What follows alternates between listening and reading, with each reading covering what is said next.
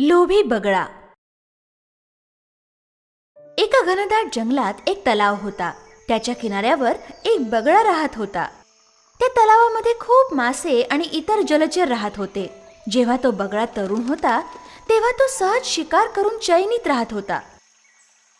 पण आता तो वृद्ध झाला होता. पूर्वीप्रमाणे सहजतेने मासे पकडू शकत नव्हता. बऱ्याचदा त्याला उपाशी राहावं लागत असे. एक दिवस तर त्याला एकही मासा मिळाला नाही. संध्याकाळी तलावाच्या किनारी तो भुकेने व्याकुळ होऊन जोरजोरात रडू लागला. तलावातील खेकडा आणि इतर माशांनी त्याला रडण्याचं कारण विचारलं. तेव्हा त्या धूर्त बगळ्याने त्यांना फसवायचं ठरवलं. माझ्या प्रिय मित्रांनो, मी तुम्हा सगळ्यांसाठी रडतोय.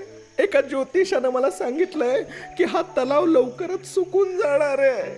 मग तुमच्या सगळ्यांचं काय बरं होईल? माझा सुद्धा जन्म इथेच झालाय, पण तुमच्या सगळ्यांच्या मरणाच्या कल्पनेनं मला खूप दुःख होत आहे. या चिंतेनं तर मी खाणं सुद्धा सोडून दिलंय. बिचारे भोळे मासे. बगळ्याचं बोलणं ऐकून ते खूपच घाबरून गेले आणि त्यांनी मदतीसाठी बगळ्याची विनवणी केली. ओ बगळे भाऊ, तुम्ही आमच्यापेक्षा खूप मोठे आहात, अनुभवी आहात. आम्हाला संकटातून वाचवा. धूर्त बगळा याच संधीची वाट बघत होता. तो मदत करायला लगेच तयार झाला. इथून दूर एक मोठा तलाव आहे. मी तुम्हा सगळ्यांना एक एक करून तिकडे पोचवीन. तुम्ही तिकडे सुरक्षित राहाल. त्याचं बोलणं ऐकून मासे आणि अन्य जलचर खूप खुश झाले आणि बगळ्याला धन्यवाद द्यायला लागले. बगळ्याचे आभार मानायला लागले. वृद्ध बगळ्याची आता जेवणाची चिंताच मिटली होती. मदत करायच्या उद्देशाने बगळा रोज माशांना घेऊन जाऊ लागला. पण मदत करायला तो काही मोठा साधू संत नव्हता. मदत करायचं फक्त नाटक होतं. तो बगळा माशांना घनदाट जंगलामध्ये एका मोठ्या खडकावर घेऊन जायचा आणि सहज त्यांना मारून गट्ट करायचा. असेच दिवस जाऊ लागले. जागा बदलण्याच्या उद्देशाने सगळे प्राणी त्याला आपल्याला लवकर घेऊन जायची विनंती करू लागले. बगळ्याला आता भरपेट भोजन मिळू लागलं. बगळा मोठा खुश होता. एक दिवस त्या तलावात राहणारा एक खेकडा बगळ्याजवळ आला. मी किती दिवस तुम्हाला मला घेऊन जायची विनंती करतो आहे, पण तुम्ही तर फक्त माशांनाच घेऊन जाता.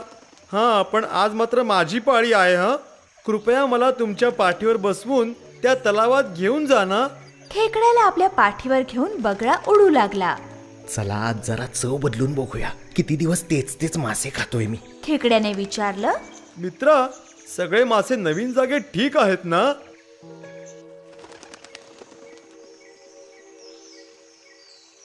बगळा विचार करत होता.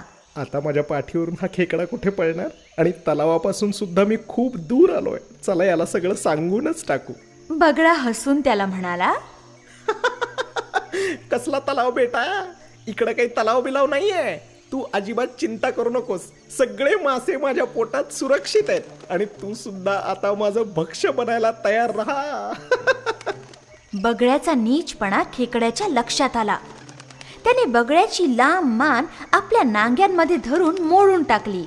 तो धूर्त बगळा मरून पडला. खेकडा आता आपल्या तलावावर परत आला आणि बगळ्याची नीचता त्याने सगळ्यांना सांगितली. सगळ्यांनी खेकड्याची खूप प्रशंसा केली. त्याला धन्यवाद दिले. शत्रूच्या बोलण्यावर कधीही विश्वास ठेवू नये.